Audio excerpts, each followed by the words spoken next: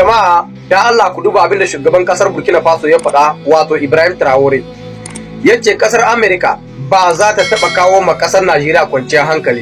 Yace cin amana ne na wasu 'yan kasa da kuma wasu daga cikin shugabannin nasu cewa su ba da dama ga wata kasa ta kawo hari a cikin kasar su.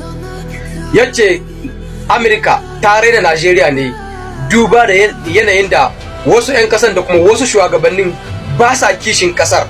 Wannan magana gaskiya ce. Yau akwai wasu daga cikin shugabannin kasar Najeriya da kuma wasu daga cikin al'umma waɗanda suna goyon bayan a rushe Najeriya rankataka inda har za a ba su ci su sha. Idan ba haka ba ta za a ce ƙasa mai zaman kanta za ta ba wata ƙasa dama wai ta kawo hari a cikin ƙasarta.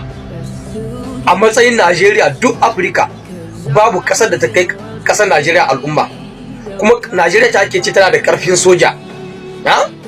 Najeriya fa wajen mutum miliyon 230 Najeriya take da su na al'umma, amma a ce ki ba da dama ga kasar Amerika ta zo ta kawo hare-hare a cikin kasar ki? Wani irin rashin kishin kasa ne wannan? Jama'a in dai wannan shugaban kasar Burkina Faso ya faɗa gaskiya ku ga mun ra'ayin ku a comment section. Allah ubangiji dai ya samu dace. Assalamu alaikum wa rahmatullahi wa barakatuh. Jama'a jiya da dare na sako muku wani video inda kuke jin karan bindigogi wanda nake ce muku cikin kasar Guinea Conakry ne abin yake faruwa. Wanda nake muku idan na samu karan bayani insha Allah zan zo na baku labari. To yau da sai mun samu labarin cewa ba kudeta ce aka yi ba, sai dai kuma babban matsala ita ce sojawan ne suka samu matsala a tsakanin su. Jama'a a duk lokacin da kuka cewa a cikin kasa sojawa sun kishituwa sun samu matsala cewa kowane gurin shi shine ya mallaki kasa, to akwai babban matsala. Yanzu mu doka misali Sudan. Me yasa Sudan har yanzu ta ki ta dawo Sudan inda aka sani da? Saboda sojawan kawunan sun ware, kowane so yake mallaki kasar. Mu doka kuma misali akan Libya. Libya ma haka ne, kowane so yake mallaki kasa. Shi yasa ba ma son wannan abun ya faru a cikin kasashen mu. Saboda wannan duk kasar da yake faru a cikin ta, to wannan kasar ba za ta taba samun kwanciyar hankali ba. Za a zub da jini, za a tada mutane, tashin hankali zai yawa a cikin kasa. To yanzu da shugaban kasar na Guinea Conakry ya doki dekran cewa zai rufe duk wani iyaka ta hanyar kasa da kuma hanyoyin sama domin a kawo matsala da kuma karshen wannan matsalan da yake faruwa cikin kasar Guinea Conakry. Allah ya ba su nasara yin haka. Ku ga mun rayuwa ku a comment section. Allah ubangiji ya samu dace. A comment section. Allah ubangiji ya samu dace. Jama'a da Allah ku kalli wannan labari. Wannan Prime Minister na kasar Isra'ila sunan shi Benjamin Netanyahu, wanda wasu suna bishi kallon cewa shine shugaban kasar Isra'ila. No, wannan Prime Minister ne na kasar Isra'ila.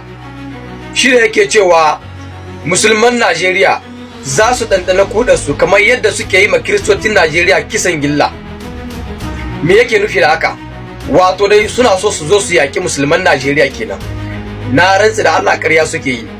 Wallahi sun matallahi sun gano cewa kasar Najeriya tana da arziki, dalilin da yasa suke so su zo su tada hankalin al'umma su watse kasar Najeriya domin su yi amfani da haka su doke duk wani arzikin da ke cikin kasar Najeriya.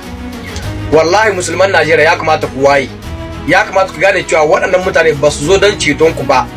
Na rantsa Allah waɗannan mutane ma halluwa ba su ma son bakar fata ma gaba. Duk baturin da ya ce maka yana son bakar fata wallahi ƙarya yake. Su rasa su cana duka fata son bakar fata, suna tare da kai ne a lokacin da kake musu amfani. Duk lokacin da ka daina musu amfani za su yi watsi da kai. Saboda haka ya zama wajibi ga kiristocin Najeriya da kuma musulman Najeriya da kuma kiristocin Afirka gaba daya da kuma musulman Afirka gaba daya a fito a yi zanga-zanga a nuna cewa ba a goyon bayan Amerika, ba a goyon bayan Isra'ila, sannan kuma ba a goyon bayan duk wani wanda zai kawo tashin hankali a cikin kasar Najeriya. Ku bari ba ku karamin misali. Nan Libya lokacin da tsoho yake da rai, duka Libya ba tafi mutum miliyan 7 ba. Amma yau da aka watse Libya, kuna ga irin tashin hankalin da muke fama da shi. To ina da a ce an watse kasar Najeriya mai mutum miliyan 230. Na rantsa Allah ba Afirka ba, har kasashen Turai sai sun yi fama da ta'addanci. Wallahi sun matallahi. Saboda haka ya zamanto wajibi ku daina wannan son rai da musulmai da kiristoci, sai kun zamo din iya madaurin ki daya, ayi tafiya daya. Wannan kawai ne zamu iya kauda wannan zalunci da suke so su yi. duk duniya babu 'yan ta'adda sama da Amerika, Isra'ila da kuma kasar Faransa. Waɗannan kasashen da a ce babu su da babu ta'addanci, kawai an ɗoka ne an ɗora ma Larabawa, amma su ne suke ba Larabawa makamman yaƙi, su ne suke ba Larabawa kuɗin ana ta'addanci. Saboda haka ku gaya mana ra'ayin ku a comment section. Allah ubangiji samu dace. Dan Allah, idan kai dan Niger ne ko kuma kai yar Niger ce, kina alfahari da sojojinmu ko kuma kana alfahari da sojojinmu na Niger, ku yi min comment da masha Allah. Sojawanmu sun kai hare-hare a cikin jihar Tilberi, sun kashe 'yan ta'adda da yawa, sannan kuma sun kama wasu manya-manya daga cikin 'yan ta'adda masu ba da umarni ga ƙananan 'yan ta'adda. Farko suke neman mu, yanzu kuma mu ne ke neman su. Farko suke kashe mu, yanzu kuma mu ne ke kashe su. Farko suke razana mu, yanzu kuma mu ne ke razana su. Farko suke koran mu, yanzu kuma mu ne ke koran su. Mu gane cewa akwai bambancin tsakanin mulkin siyasa da kuma mulkin soja. Saboda haka ku gaya mana ra'ayinku a comment section, sannan kuma ku samu na masha Allah a comment section. Allah ubangiji ya samu dace.